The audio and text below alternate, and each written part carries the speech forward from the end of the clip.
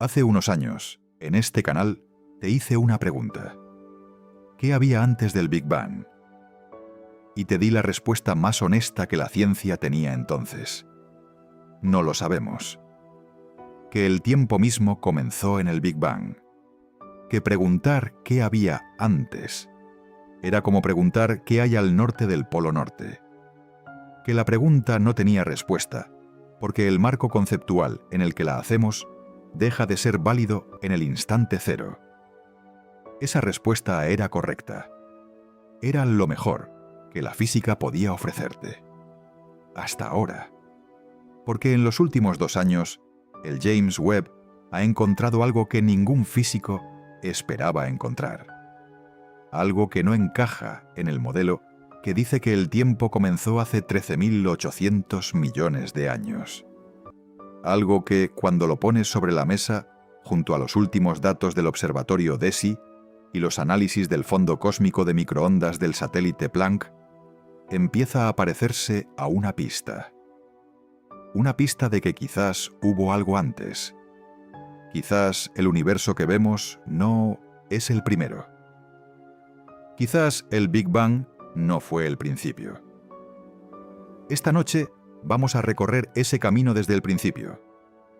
Vamos a empezar donde lo dejamos, con la pregunta de qué había antes. Vamos a ver por qué la respuesta estándar funcionó durante décadas y por qué los datos del web la están poniendo bajo una presión que no habíamos visto antes. Vamos a entrar en las teorías que están sobre la mesa en 2026. Las que antes eran especulación marginal y que ahora aparecen en Nature y Physical Review Letters. Y vamos a terminar en el lugar al que todos estos datos apuntan cuando los lees juntos, sin mirar para otro lado. Un lugar que incomoda a los cosmólogos.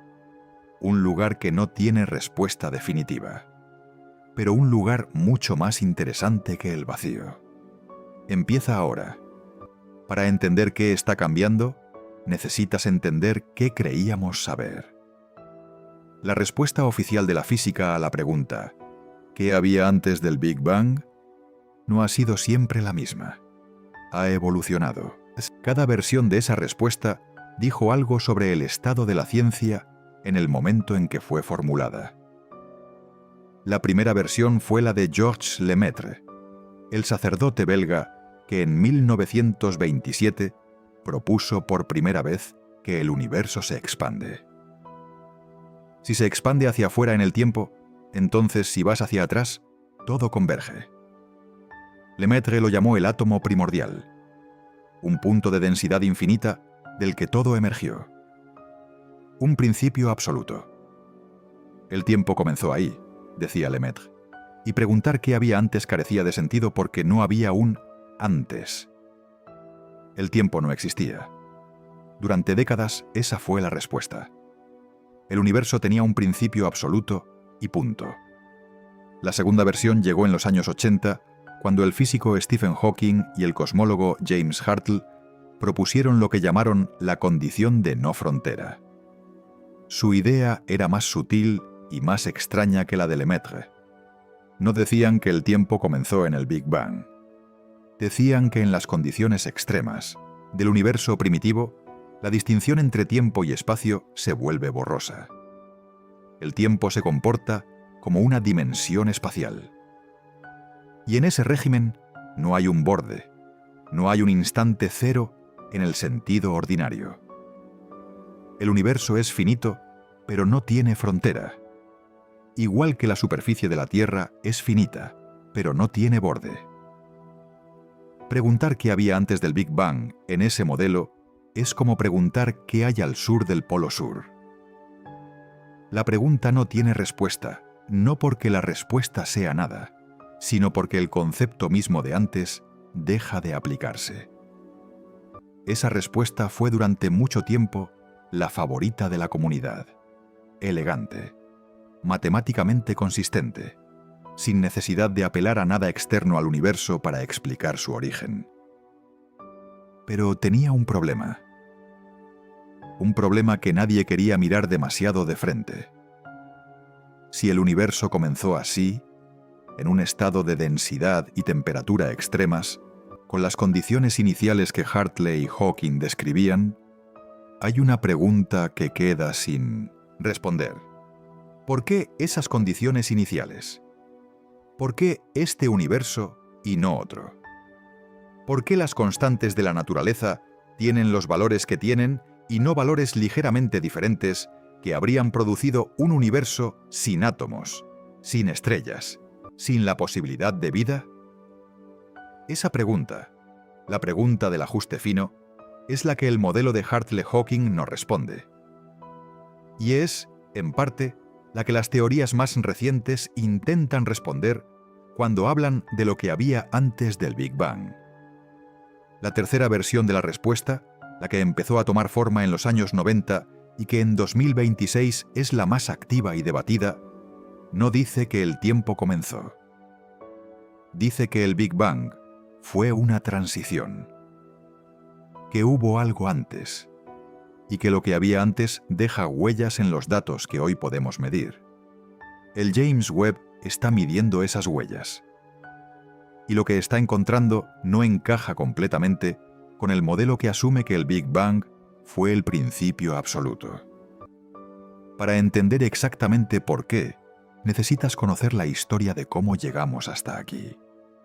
No es una historia lineal. Es una historia de ideas que compiten, de datos que no encajan, de científicos que a veces prefieren no ver lo que los números les están diciendo, porque lo que dicen resulta demasiado incómodo para el modelo que han construido durante décadas. Esa historia empieza con el problema del horizonte.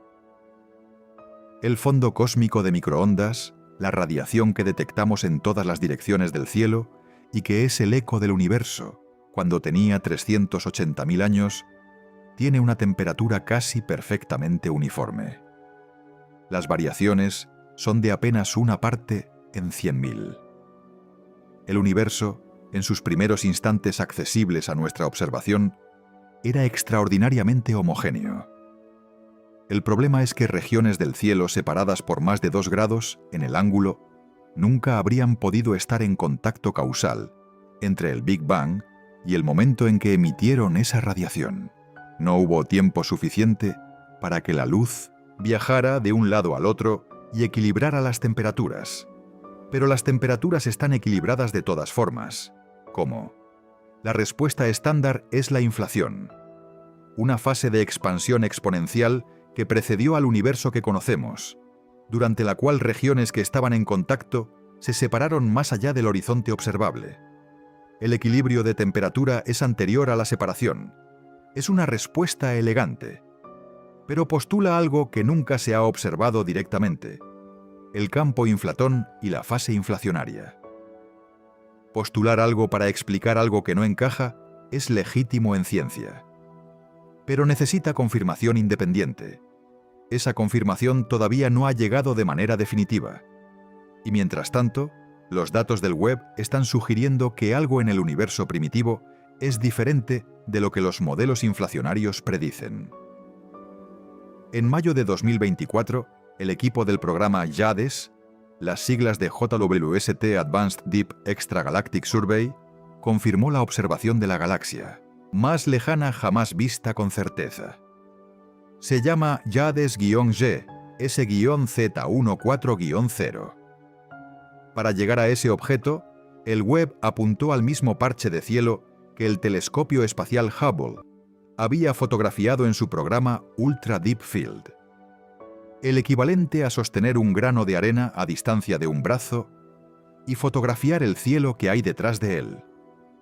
El espacio más profundo que la humanidad había mirado antes del Webb. JADES-GS-Z14-0 existe a un desplazamiento al rojo de 14,32. Traducido a tiempo, esta galaxia emitió la luz que estamos recibiendo cuando el universo tenía 290 millones de años. No 500 millones, que ya era el límite que los modelos consideraban al borde de lo posible. 290 millones. Un 2% de la edad actual del cosmos. Pero la distancia no es el problema. El problema es lo que encontraron cuando analizaron la luz de esa galaxia. El espectrógrafo del Webb descompuso la luz de Hades-Heine S-Z14-0 en sus longitudes de onda individuales. Cada elemento químico absorbe y emite luz en frecuencias específicas, como una huella dactilar. Y en esa huella dactilar había algo que no debería estar ahí: oxígeno.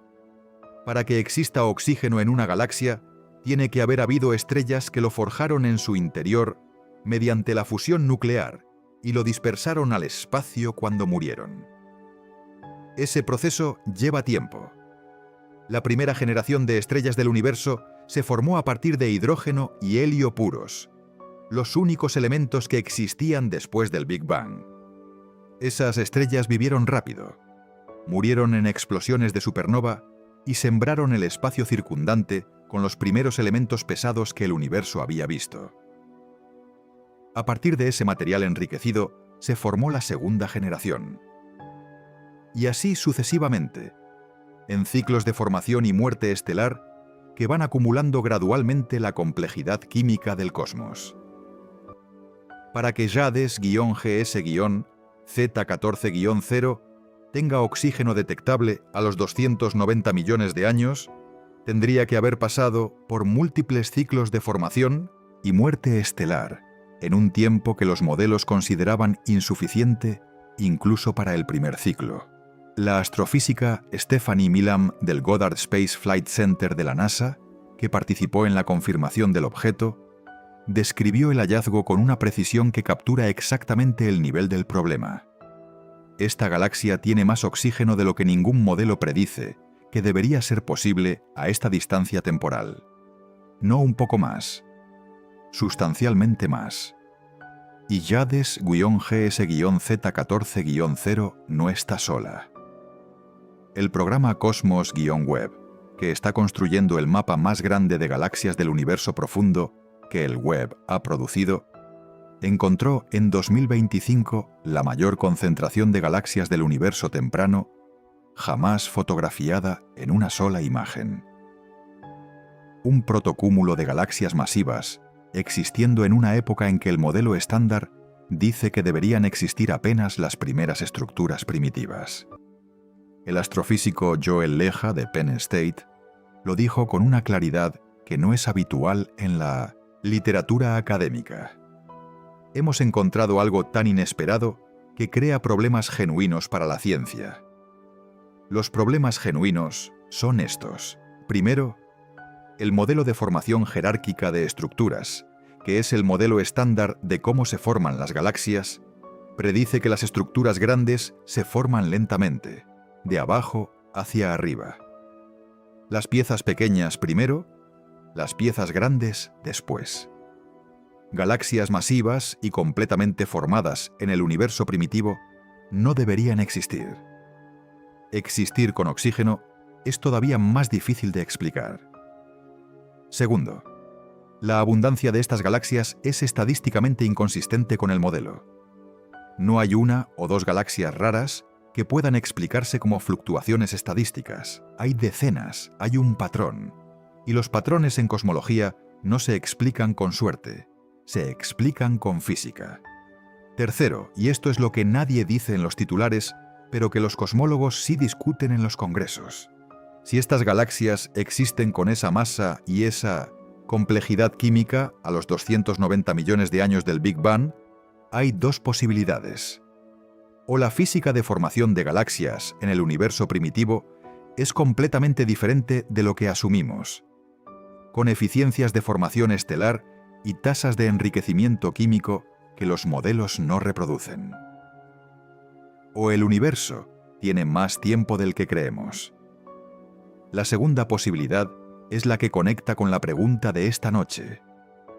Si el universo tiene más tiempo del que creemos, es porque el Big Bang no fue el principio. En 2023, el físico Rajendra Gupta, de la Universidad de Ottawa, publicó un artículo que proponía exactamente eso. Una combinación de expansión del universo y pérdida gradual de energía de los fotones, junto con la posibilidad de que algunas constantes fundamentales de la naturaleza hayan evolucionado a lo largo de la historia cósmica.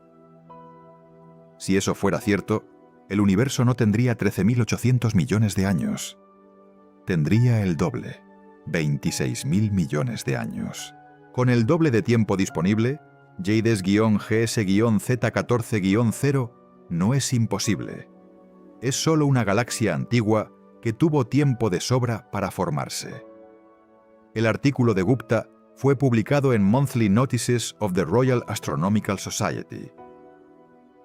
Y aunque los críticos señalaron problemas metodológicos reales, la reacción en la comunidad fue más abierta de lo que habría sido 5 años antes. Porque los datos del web habían hecho que el modelo estándar resultara más difícil de defender sin ayuda. Hay otro problema que lleva años sobre la mesa y que en 2026 ha empeorado de manera significativa. La constante de Hubble es el número que describe cuánto se expande el universo por cada unidad de distancia. A mayor distancia, mayor velocidad de alejamiento. La constante de Hubble cuantifica esa relación y es, en cierto sentido, el número más importante de la cosmología, porque determina la edad del universo, su tamaño y su historia. Los astrónomos tienen 2 maneras de medirla. La primera, mirando el fondo cósmico de microondas y usando los modelos cosmológicos para inferir qué tasa de expansión habría producido el patrón de temperatura que observamos. La segunda, midiendo directamente la velocidad de alejamiento de galaxias usando objetos cuyo brillo intrínseco se conoce con precisión, como las cefeidas, estrellas variables cuyo período de pulsación está relacionado con su luminosidad, y las supernovas de tipo 1A, explosiones estelares tan brillantes que pueden verse a distancias de miles de millones de años luz. Las 2 mediciones no coinciden. La primera da un valor de alrededor de 67 km por segundo por megaparsec. La segunda da alrededor de 73. Una diferencia del 9% que ha persistido y crecido a medida que mejoran los instrumentos. En 2015 era una discrepancia de 2 sigmas, lo que los estadísticos consideran una anomalía menor que puede deberse al azar. En 2020 era de 4 sigmas. En 2023 superaba los 5 sigmas, el umbral, que la física usa para declarar un descubrimiento. Un descubrimiento de una discrepancia. Un descubrimiento de que algo está mal. En 2023, el James Webb hizo sus propias mediciones independientes usando cefeidas en galaxias del universo local. Su precisión sin precedentes iba a resolver la discrepancia, o al menos a decir qué medición tenía un error sistemático que explicara la diferencia. No resolvió nada. Los resultados del Webb confirmaron la medición local. La discrepancia con el valor derivado del fondo cósmico de microondas persiste incluso con la precisión del Webb. El universo sigue expandiéndose a 2 velocidades distintas dependiendo de desde dónde lo midas.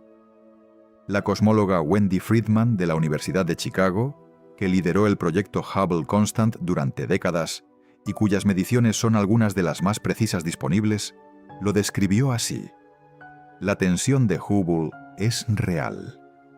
No es un artefacto estadístico. No desaparece cuando mejoras los datos. Hay algo en nuestros modelos que no está capturando correctamente la física del universo. En 2025, el experimento DESI añadió una capa adicional al problema. Sus datos, los más completos jamás obtenidos sobre la historia de la expansión del universo, sugieren que la energía oscura podría no ser constante en el tiempo. Podría variar. Y si varía, los modelos que asumen una energía oscura constante, la constante cosmológica de Einstein, son incorrectos. Un universo con energía oscura, variable, tiene un pasado diferente del que predicen los modelos estándar. Y aquí es donde la tensión de Hubble conecta con la pregunta de qué había antes del Big Bang.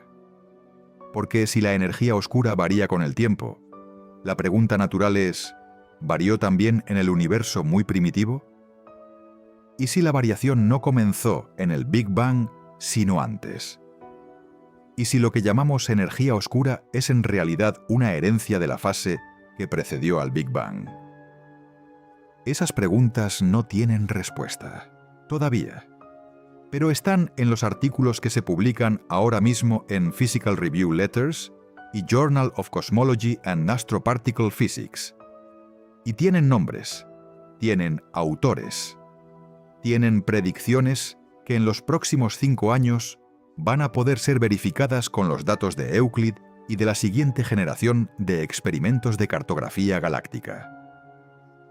La primera teoría que vamos a explorar en detalle se llama cosmología cíclica conforme y fue desarrollada por el físico matemático Roger Penrose. Premio Nobel de Física en 2020 por sus contribuciones a la comprensión matemática de los agujeros negros.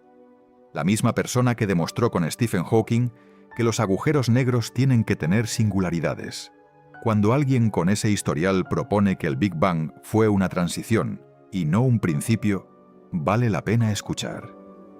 Penrose propone algo que suena a ciencia ficción, pero que tiene una base matemática rigurosa. Dice que nuestro universo es uno de una secuencia infinita de universos. Cada universo nace, se expande, produce estrellas y agujeros negros, y eventualmente llega a un estado de expansión infinita donde toda la materia con masa se ha evaporado o caído en agujeros negros. En ese estado final, el universo está dominado por fotones, que no tienen masa de reposo y por tanto no tienen escala de tiempo ni de longitud en el sentido ordinario. Y aquí viene la parte más extraña. Penrose argumenta que un universo en ese estado final, un universo de pura radiación sin escala de tiempo, es matemáticamente equivalente al universo en el instante del Big Bang de la siguiente era. Que hay una transformación geométrica, una transformación conforme que preserva los ángulos pero no las distancias, que conecta el fin de un universo con el comienzo del siguiente. El Big Bang no es un principio absoluto. Es una transición entre el eón anterior y el eón actual. Y esa transición deja huellas. Penrose las llama puntos de Hawking. En su modelo, los agujeros negros del universo anterior emiten radiación de Hawking durante eones. Eones en el sentido literal. Períodos de tiempo incomprensiblemente largos, mucho más que la edad actual del universo. Esa radiación atraviesa la transición y queda impresa en el fondo cósmico de microondas del universo siguiente, como anillos concéntricos de temperatura ligeramente diferente, centrados en los puntos del cielo, donde los agujeros negros más masivos del eón anterior terminaron evaporándose. En 2010, Penrose y el cosmólogo Vahe Gursadian publicaron un artículo en Arquart-Sarbu afirmando haber encontrado esas señales en los datos del satélite doble UMAP. La comunidad fue escéptica, y con razón. Los análisis independientes de otros grupos no encontraron las mismas señales con la misma significación estadística. La controversia fue real y duró años. Pero en 2020, usando datos del satélite Planck con una resolución mayor que WMAP, Penrose y sus colaboradores publicaron un nuevo análisis mostrando anomalías que, dicen, son consistentes con los anillos predichos. El debate continúa. Los críticos señalan que los métodos estadísticos tienen problemas. Penrose responde que los anillos son visibles a simple vista en los mapas correctamente procesados, y que si los críticos aplicaran los mismos estándares estadísticos a otras afirmaciones de la cosmología, descubrirían que muchas de las cosas que se aceptan sin discusión tampoco tienen una base estadística tan sólida como se piensa. Hay algo importante en la estructura de este debate que vale la pena señalar. Penrose no está en los márgenes de la física. Es uno de los matemáticos más influyentes del siglo XX. con un historial de resultados que han resistido décadas de escrutinio. Cuando Penrose publica algo, la comunidad lo mira con cuidado, aunque no lo acepte de inmediato. Y la cosmología cíclica, conforme tiene una propiedad que pocas teorías del mismo tipo tienen. Es falsificable. Predice señales específicas en el fondo cósmico de microondas. Si esas señales no están en los datos del satélite Lightbeard, cuando se lancen sus resultados, la teoría quedará descartada. Si están, habrá evidencia directa de que algo ocurrió antes del Big Bang que dejó su huella en el universo que podemos ver. Esa combinación de especificidad y falsificabilidad es exactamente lo que diferencia una teoría científica de una especulación filosófica. La segunda teoría es más antigua en sus raíces, pero más reciente en su forma matemáticamente precisa. Se llama cosmología cuántica de lazos, y específicamente la teoría del rebote cuántico. El punto de partida es un problema que los físicos conocen bien y que rara vez dicen en voz alta fuera de los congresos técnicos. La relatividad general de Einstein describe perfectamente la gravedad a escalas grandes. Planetas, estrellas, galaxias, el universo entero.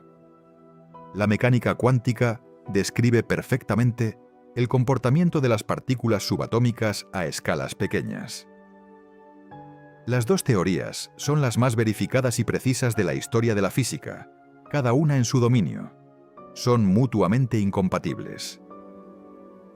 Cuando aplicas la relatividad general a las condiciones del Big Bang, donde el universo estaba tan comprimido que su densidad era incomprensiblemente alta, las ecuaciones de Einstein producen lo que los físicos llaman una singularidad. La densidad se hace infinita. La curvatura del espacio-tiempo se hace infinita. La temperatura se hace infinita. Todo se hace infinito. Infinito en física no significa grande. Significa que la teoría ha dejado de funcionar. La singularidad del Big Bang no es un estado físico real. Es el punto donde la relatividad general dice, hasta aquí llego yo. Para entender qué ocurrió más cerca del instante cero, o en el instante cero mismo, necesitas una teoría que combine la gravedad con la mecánica cuántica. Esa teoría no existe todavía en su forma completa.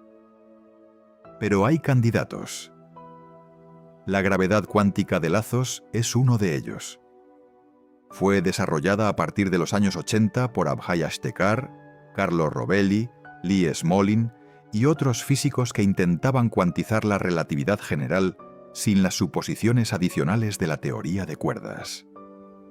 La idea central es que el espacio-tiempo, a la escala de Planck, que es una escala de longitud de 10 elevado a menos 35 metros, no es continuo.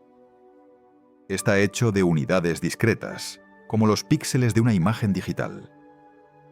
El espacio-tiempo tiene una estructura granular a escala fundamental. Y cuando aplicas esa granularidad al colapso del universo hacia el Big Bang, algo inesperado ocurre. La singularidad desaparece. En lugar de la densidad haciéndose infinita, hay un punto de densidad máxima finita, llamada la densidad de Planck, que es el límite que la teoría cuántica impone a la compresión del espacio. Aproximadamente una masa de 20 millones de kilos por centímetro cúbico, que es una densidad incomprensiblemente alta, pero que es un número finito. En ese punto, la fuerza cuántica de la gravedad se vuelve repulsiva, como un resorte que ha sido comprimido hasta su límite. El universo rebota. Lo que llamamos el Big Bang no fue un principio. Fue el momento de mínima extensión de un universo anterior que se había contraído bajo su propia gravedad. Antes del Big Bang, hubo un universo que se expandió, que llegó a su máxima extensión, que comenzó a contraerse, que se contrajo hasta alcanzar la densidad máxima de Planck, y que rebotó. Ese rebote es nuestro Big Bang. Los físicos Abhay Ashtekar y Parampreet Singh de la Universidad Estatal de Pensilvania, desarrollaron las ecuaciones de este proceso en detalle y con rigor durante los años 2000 y 2010. Sus modelos, que se llaman modelos de cosmología cuántica de lazos o modelos LQC, hacen predicciones específicas. Predicen que el rebote habría producido anomalías en el fondo cósmico de microondas a escalas angulares muy grandes, el llamado déficit de potencia a bajas multipolaridades, una supresión del espectro de potencia de las fluctuaciones de temperatura en las escalas más grandes del cielo. Ese déficit está en los datos del satélite Planck. Está ahí. La comunidad cosmológica mayoritaria lo atribuye a una fluctuación estadística. Las escalas grandes del cielo están poco muestreadas porque solo hay una de ellas. La observamos desde un solo punto, la Tierra, y el número de modos independientes disponibles a las escalas más grandes es pequeño. Una fluctuación estadística en esas escalas grandes no es sorprendente, pero los físicos de LQC señalan que la fluctuación va exactamente en la dirección que su modelo predice, y que la probabilidad de que sea casualidad, aunque no es cero, no es tan alta como los defensores del modelo estándar suelen presentarla. La discusión es técnica y no está resuelta. Pero el hecho de que la señal predicha esté en los datos, en lugar de no estar, es lo mínimo que necesitaría para que la teoría sea tomada en serio. Y lo está siendo. En 2023, un artículo publicado en Physical Review Letters por Ivan Agullo, Abhay Ashtekar y sus colaboradores mostró que si el rebote cósmico ocurrió de la manera que LQC predice, habría dejado huellas específicas en la polarización del fondo cósmico de microondas, no solo en su temperatura. Esas huellas son en principio detectables por el satélite LightBeard, que se lanzará en 2032. Si LightBeard encuentra esas huellas, será la evidencia más directa posible de que hubo algo antes del Big Bang. Antes de continuar con las alternativas, necesitas entender qué dice la teoría oficial sobre el universo primitivo. Porque esa teoría tiene un componente que habla directamente de lo que había antes del Big Bang. Y ese componente tiene problemas que en 2026 son más visibles que nunca. La teoría se llama inflación cósmica. Fue propuesta en 1981 por el físico Alan Guth, entonces en el MIT, para resolver tres problemas del modelo estándar que no tenían otra solución con la física de la época. El primero es el problema del horizonte.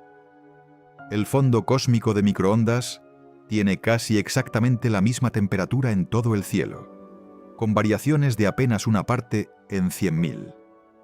El problema es que las regiones del cielo, que están en lados opuestos del horizonte observable, nunca pudieron estar en contacto causal entre el Big Bang y el momento en que emitieron esa radiación. No hubo tiempo suficiente para que la luz viajara de un lado al otro y equilibrara las temperaturas. Pero las temperaturas están equilibradas de todas formas. ¿Cómo? El segundo es el problema de la planura. El universo es espacialmente plano, con una precisión de una parte en 10.000, según los últimos datos del satélite Planck. Pero en el modelo del Big Bang estándar, esa planura es inestable. Cualquier pequeña desviación de la planura en el universo primitivo habría crecido exponencialmente con el tiempo.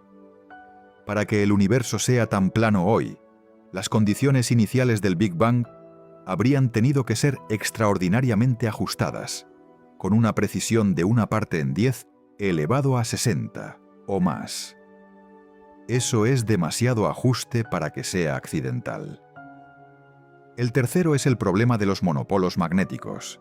Las teorías de unificación de las fuerzas del universo predicen que en las altas energías del universo primitivo se deberían haber producido defectos topológicos llamados monopolos magnéticos en abundancias que habrían dominado el universo.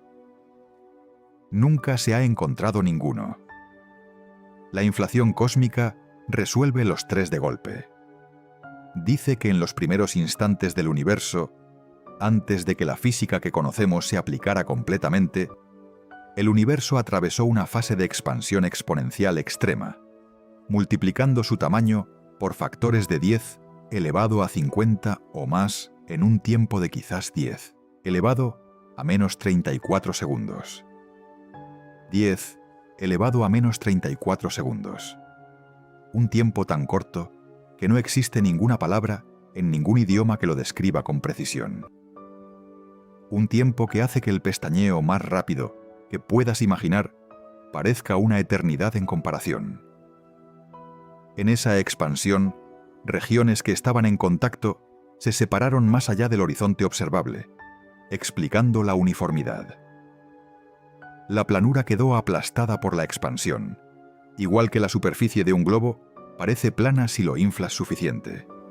Y los monopolos quedaron diluidos hasta una densidad tan baja que no hay ninguno en el universo observable. La inflación resolvió 3 problemas de golpe. Fue adoptada por la comunidad casi universalmente. Se convirtió en parte del modelo estándar. En 2026, la gran mayoría de los cosmólogos siguen siendo inflacionistas. Pero hay una grieta que se ha hecho más visible con los datos del web. La inflación exige un campo escalar llamado el inflatón que impulsa la expansión. Nadie sabe qué es ese campo.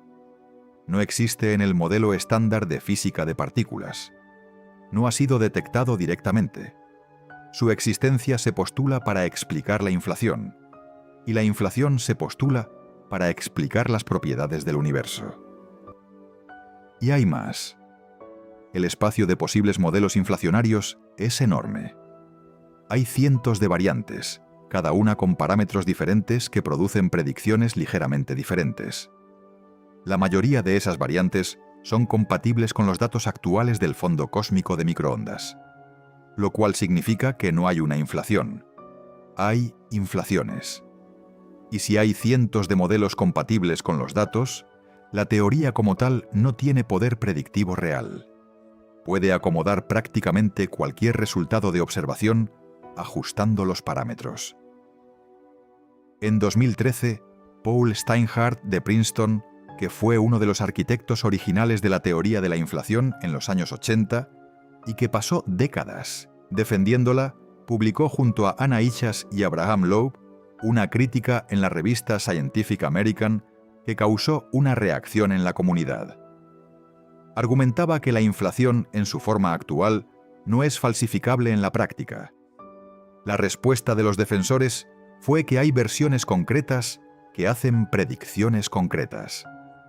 Que las ondas gravitacionales primordiales, si son detectadas con la intensidad predicha por los modelos inflacionarios más simples, confirmarían esas versiones.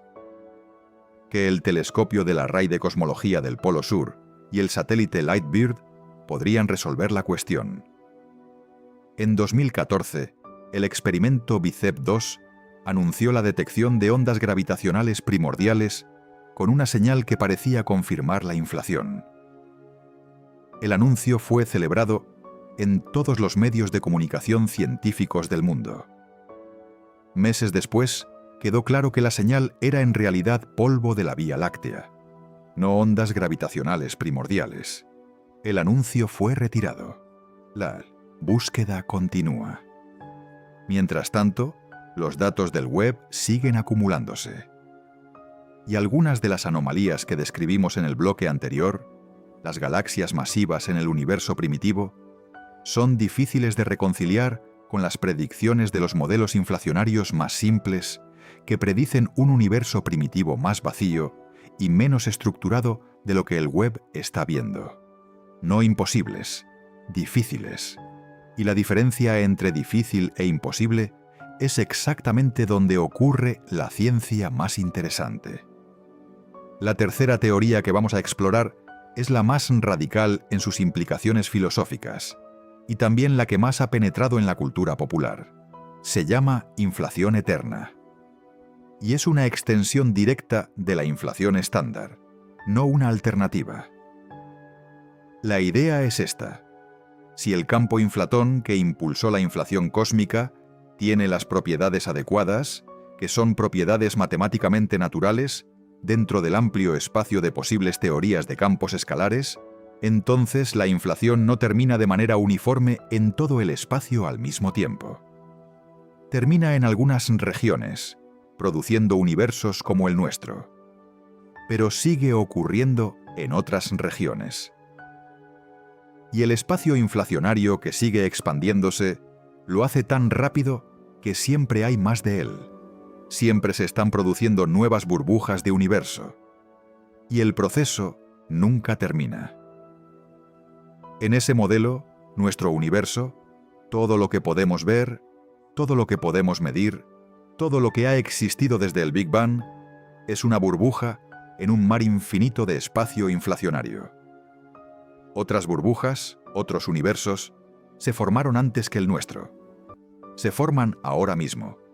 Se formarán después. Hay algo antes del Big Bang, el espacio inflacionario eterno del que nuestra burbuja emergió. Y hay algo después del Big Bang. El proceso continúa fuera de nuestra burbuja, produciendo otros universos con sus propios Big Bangs, sus propias galaxias, sus propias historias. El Big Bang de nuestro universo fue un momento en la historia eterna del multiverso, no el principio de todo. El multiverso tiene un atractivo enorme como respuesta a la pregunta del ajuste fino.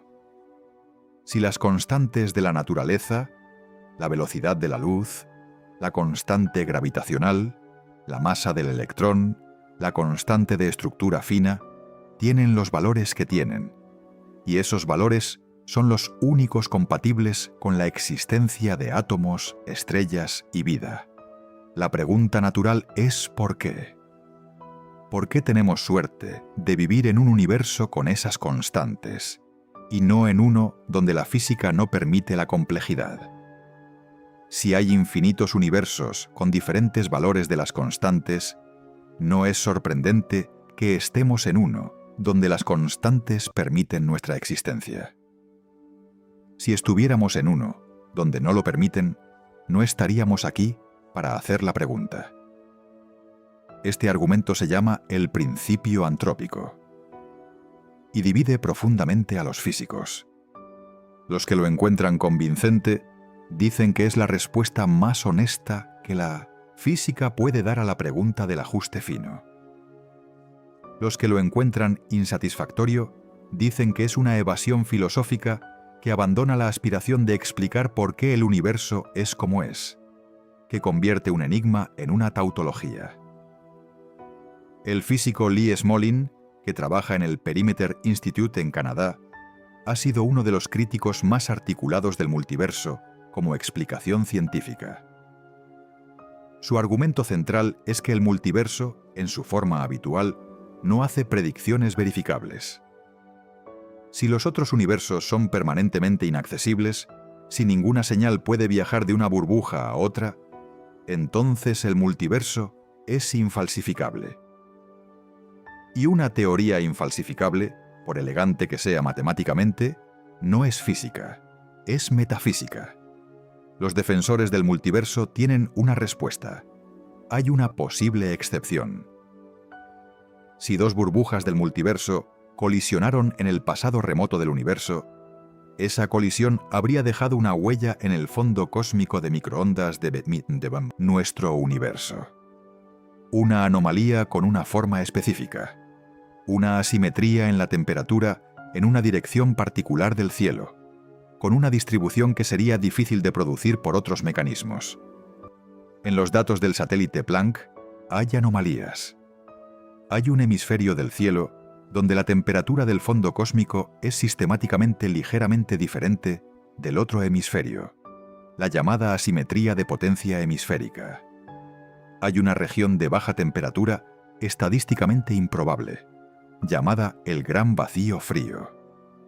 El cosmólogo Matthew Johnson, de la Universidad York y el Perimeter Institute, ha desarrollado predicciones concretas de cómo debería verse una colisión de burbujas en los datos.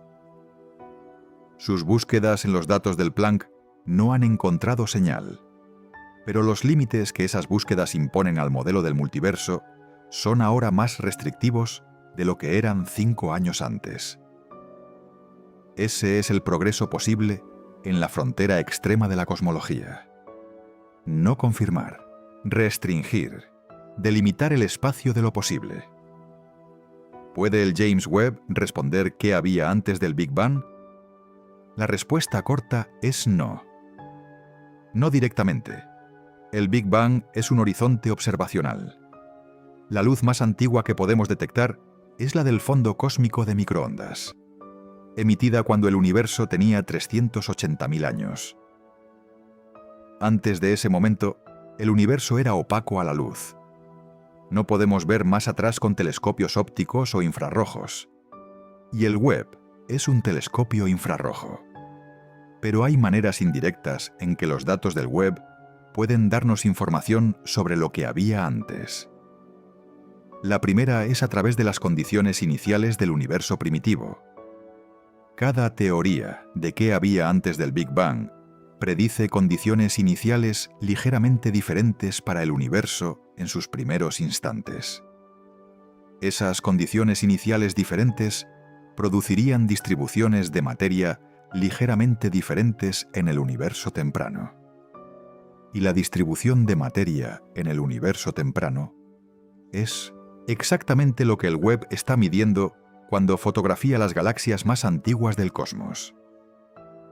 Si la distribución de galaxias masivas en el universo primitivo encaja mejor con las predicciones de la cosmología de rebote que con las predicciones de la inflación estándar, eso sería evidencia de que el Big Bang fue una transición y no un principio.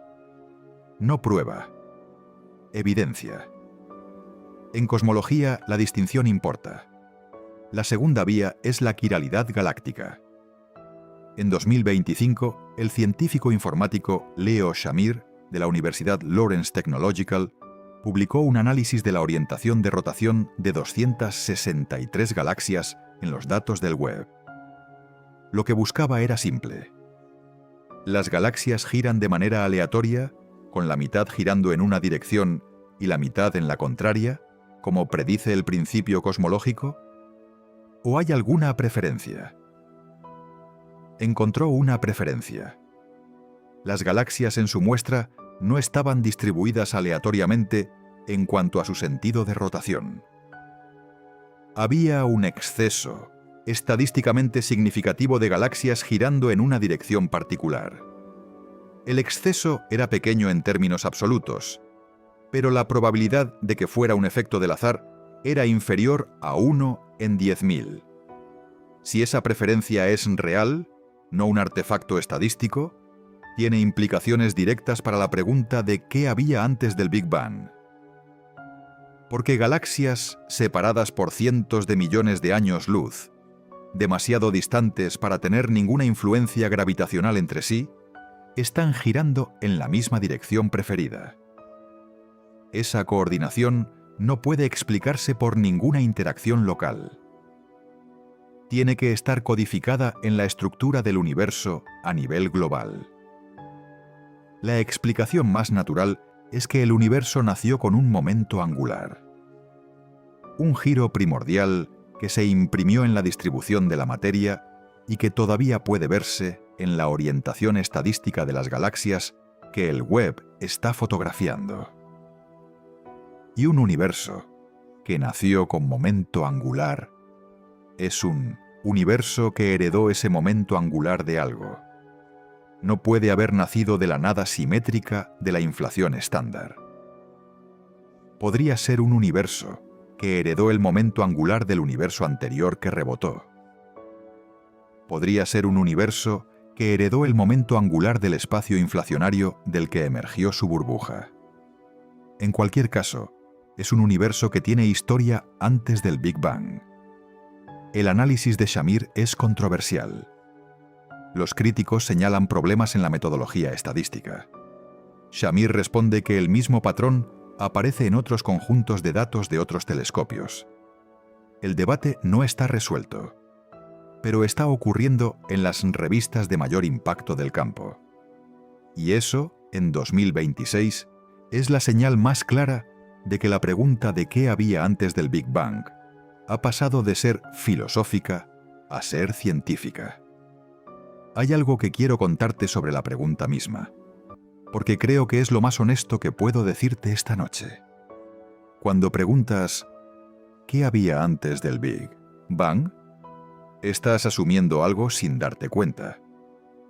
Estás asumiendo que el antes existe, que hay un tiempo externo al universo en el que el universo surgió, como un barco que aparece en el mar en un momento determinado. Esa suposición no es obvia. En la relatividad general de Einstein, el tiempo no es un escenario fijo donde ocurren los eventos. Es una dimensión del espacio-tiempo que puede curvarse, dilatarse, comprimirse. El tiempo pasa más despacio cerca de una masa grande. En el horizonte de un agujero negro, desde el exterior, el tiempo de alguien que cae dentro parece congelarse. En el interior de una singularidad, el concepto de tiempo como lo conocemos pierde sentido.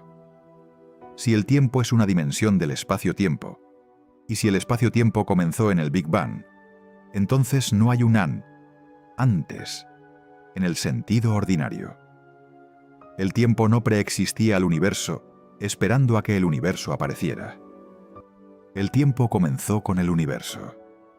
Eso es lo que decía Hawking. Eso es lo que decía Lemaitre.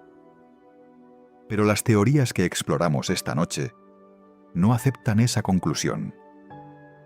Dicen que el tiempo es más fundamental que el espacio-tiempo particular de nuestro universo, que existía antes de que este universo existiera, en la forma del universo anterior que rebotó o del espacio inflacionario del que esta burbuja emergió. ¿Cuál de estas posiciones es correcta? No lo sabemos. Lo que sí sabemos es que la pregunta está siendo investigada por los mejores físicos del mundo, con los mejores instrumentos que la humanidad ha construido, y que esa investigación está produciendo resultados que hace 10 años habrían parecido imposibles. El físico Lee Smolin, en su libro Time Reborn, y en los artículos que ha publicado en los últimos años, argumenta que el error más profundo de la física moderna fue suponer que el tiempo es ilusorio o secundario, que el tiempo es lo más real que existe, que el universo tiene una historia genuina, que lo que llamamos las leyes de la física no son eternas e inmutables, sino que evolucionaron con el tiempo, que son el resultado de procesos que ocurrieron antes del Big Bang. En su modelo, que llama selección natural cósmica, los agujeros negros producen universos hijos con constantes físicas ligeramente diferentes de las del universo padre. Los universos que producen más agujeros negros producen más universos hijos. Con el tiempo, el conjunto de universos se llena de universos que son buenos, produciendo agujeros negros, que son también universos con mucha formación estelar y mucha complejidad química. Es especulativo. No tiene predicciones que el James Webb pueda verificar directamente, pero ilustra hasta dónde puede llegar la física cuando toma en serio la pregunta de qué había antes del Big Bang. Hasta universos que se reproducen. Hasta una historia del cosmos que va más allá del Big Bang en ambas direcciones. Hasta un tiempo que es más fundamental que cualquier universo particular. Esas ideas eran completamente marginales hace 20 años. Hoy, con los datos del web sobre la mesa, están siendo tomadas en serio de una manera que antes era imposible. Quiero ser preciso sobre lo que la ciencia puede decir y lo que todavía no puede. No hay respuesta definitiva a qué había antes del Big Bang. No la habrá en 5 años. Probablemente no la habrá en 50. Esta es una pregunta en la frontera extrema de lo que la observación puede alcanzar. Pero hay progresos concretos que están llegando, y vale la pena saber cuáles son. El primero son los datos completos del programa Cosmos Webb del James Webb. Está mapeando una región del cielo 200 veces más grande que los campos profundos del Hubble. En los próximos 18 meses, producirá el catálogo más completo de galaxias del universo primitivo jamás construido. El análisis estadístico de ese catálogo dará los datos más precisos sobre la distribución de masa en el universo temprano, y esos datos son directamente comparables con las predicciones de los distintos modelos de cosmología primitiva. Si la distribución confirma la abundancia anómala de galaxias masivas y las anomalías en la distribución de materia oscura que los primeros datos sugieren, el problema dejará de ser marginal. Se convertirá en el problema central de la cosmología. El segundo son los resultados completos del experimento DESI. En 2025 publicó los primeros análisis de 3 millones de galaxias. Su programa completo cubrirá 40 millones de galaxias y producirá la reconstrucción más detallada de la historia de la expansión del universo jamás realizada. Si la energía oscura varía con el tiempo, DESI lo medirá con precisión suficiente para distinguir entre distintos modelos de lo que la hace variar. El tercero es el telescopio espacial Euclid de la Agencia Espacial Europea, lanzado en 2023 y ahora en plena fase de ciencia. Su misión es mapear la geometría del universo, usando 1.500 millones de galaxias. Los primeros resultados científicos completos, que llegarán en 2025 y 2026, serán el test más preciso de la constante cosmológica y de los modelos de energía oscura que hemos tenido. El cuarto, más a largo plazo, es la búsqueda de ondas gravitacionales de fondo. El experimento LISA, que la Agencia Espacial Europea planea lanzar a finales de esta década, podrá detectar ondas gravitacionales de frecuencias que corresponden a procesos que ocurrieron en los primeros instantes del universo. Si esas ondas tienen el espectro que predicen algunos modelos de cosmología de rebote, sería evidencia directa de lo que ocurrió en o cerca del Big Bang. El quinto, que es el que conecta directamente con la pregunta de esta noche, es la búsqueda de señales del universo anterior en el fondo cósmico de microondas. El satélite LightBird, que Japón planea lanzar en 2032, medirá la polarización del fondo cósmico de microondas con una precisión 10 veces mayor que cualquier instrumento anterior. Si las ondas gravitacionales primordiales predichas por los modelos inflacionarios existen con la intensidad suficiente, LightBird las encontrará. Y si no las encuentra, habrá descartado la mayoría de los modelos inflacionarios simples, dejando el campo abierto para las alternativas como la cosmología de rebote o la cosmología cíclica conforme de Penrose. El sexto, que es el más sorprendente, es el observatorio del agujero negro al horizonte del evento. La colaboración internacional que produjo las primeras imágenes de un agujero negro en 2019 y de Sagitario a estrella en 2022.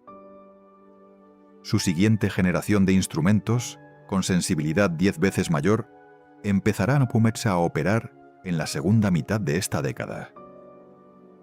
Y hay una conexión directa con la pregunta de esta noche. Si la cosmología de Smolin es correcta y los agujeros negros producen universos hijos, la física de lo que ocurre dentro de los agujeros negros es la física de los Big Bangs. Cada agujero negro que observamos es, en ese modelo, el padre de un universo que no podemos ver. Medir la física de los agujeros negros con mayor precisión es, en ese modelo, aprender algo sobre cómo nacen los universos. Ese es el mapa de lo que viene. No una respuesta definitiva. Un conjunto de herramientas que en los próximos 15 años va a delimitar el espacio de lo posible de una manera que hoy todavía no podemos. Hay algo que quiero contarte sobre cómo funciona la ciencia en sus fronteras, porque creo que es lo más honesto que puedo decirte esta noche. La pregunta ¿qué había antes del Big Bang? No va a tener una respuesta del tipo que tienen las preguntas ordinarias. No va a haber un día en que un científico salga a dar una rueda de prensa y diga: «Lo descubrimos, era esto».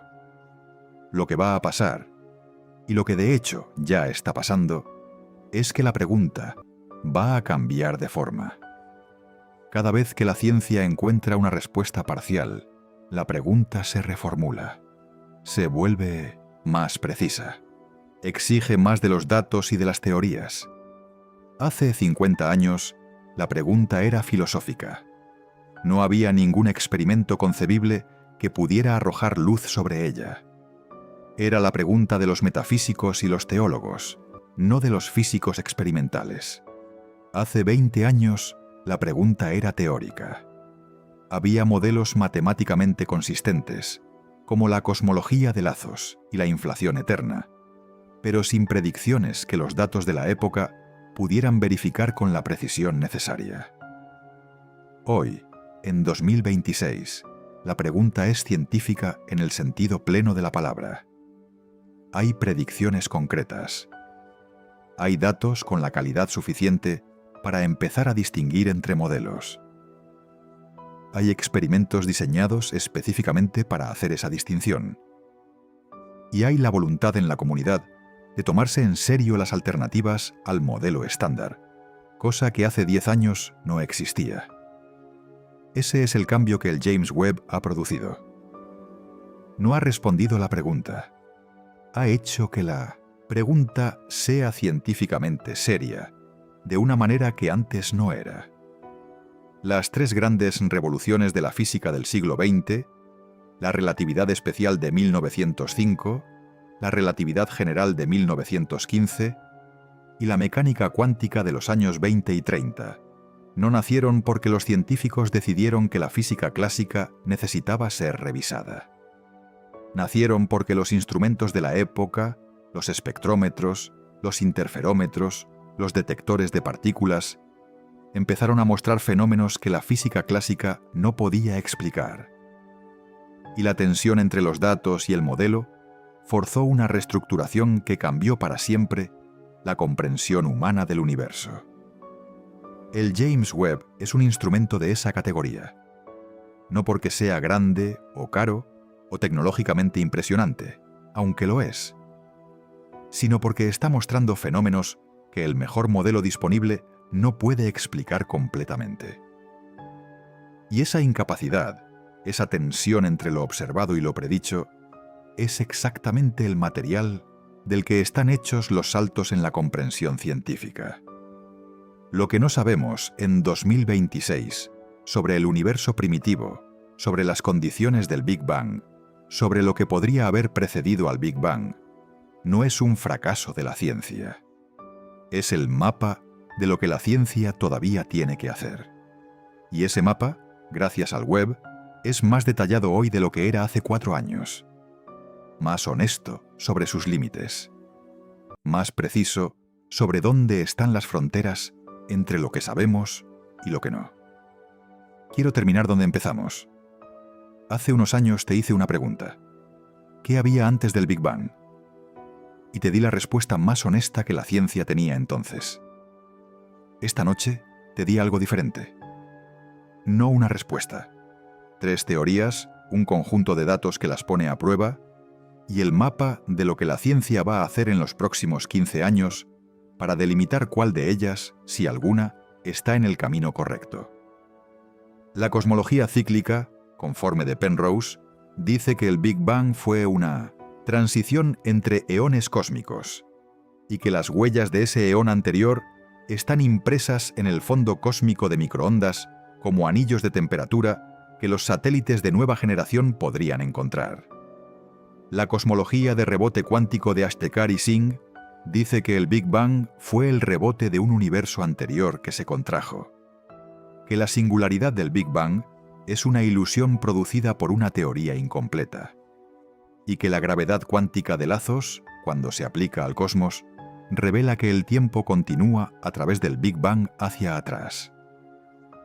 La inflación eterna de Vilenkin y Linde dice que nuestro universo es una burbuja en un multiverso eterno, que hubo innumerables Big Bangs antes del nuestro y habrá innumerables después, y que la pregunta de qué había antes del Big Bang tiene una respuesta simple y aterradora. Otro universo. Y antes de ese universo otro más, y así hacia atrás sin principio. No sabemos cuál de ellas, si alguna, es correcta. Lo que sí sabemos es que la pregunta de qué había antes del Big Bang ya no es una pregunta que solo puedan hacerse los filósofos. Es una pregunta que tiene respuestas candidatas, predicciones verificables y experimentos en curso que van a delimitar el espacio de las posibilidades de una manera sin precedentes en los próximos 15 años. La pregunta de qué había antes del principio es la pregunta más antigua que los seres humanos han formulado. Está en los mitos de todas las culturas. Está en las cosmologías de todas las tradiciones filosóficas. Está en los textos más antiguos de la humanidad. Hemos estado preguntando esto desde que somos suficientemente conscientes para preguntarlo. Y en 2026, esa pregunta está siendo investigada con un telescopio que flota a 1,5 millones de kilómetros de la Tierra, a una temperatura de menos 233 grados centígrados, con espejos de berilio recubiertos de oro de 18 partes de micrómetro, que recogen fotones que viajaron 13.400 millones de años para llegar hasta nosotros. La pregunta más antigua de la humanidad. El instrumento más sofisticado que la humanidad ha construido. No es una coincidencia. Es el arco completo de lo que somos como especie. Animales que hacen preguntas y que construyen, generación tras generación, instrumentos cada vez más precisos para intentar responderlas. El James Webb no va a responder qué había antes del Big Bang. Pero está cambiando la pregunta. La está haciendo más precisa, más científica, más cerca de ser respondible. La noche en que se responda esa pregunta, si alguna vez lo es, la humanidad habrá entendido algo que ninguna generación anterior pudo entender. No solo dónde vivimos, sino de dónde venimos. No solo qué es el universo, sino qué lo precedió. Esa noche no es esta noche, pero esta noche es parte del camino que lleva hasta ella. Si este viaje por los bordes del conocimiento te dejó con más preguntas que respuestas, eso es exactamente lo que debería hacer. La cosmología en 2026 no es un campo de respuestas definitivas. Es un campo donde los mejores físicos del mundo están mirando los mismos datos y llegando a conclusiones diferentes. Si quieres seguir explorando esos bordes, suscríbete al canal. Hay mucho más cosmos por delante. Y si este video te ayudó a dormir un poco mejor, sabiendo que el universo es más viejo, más extraño y más fascinante de lo que nadie esperaba, deja un like. Nos ayuda a llegar a más mentes curiosas. Hasta la próxima noche entre estrellas.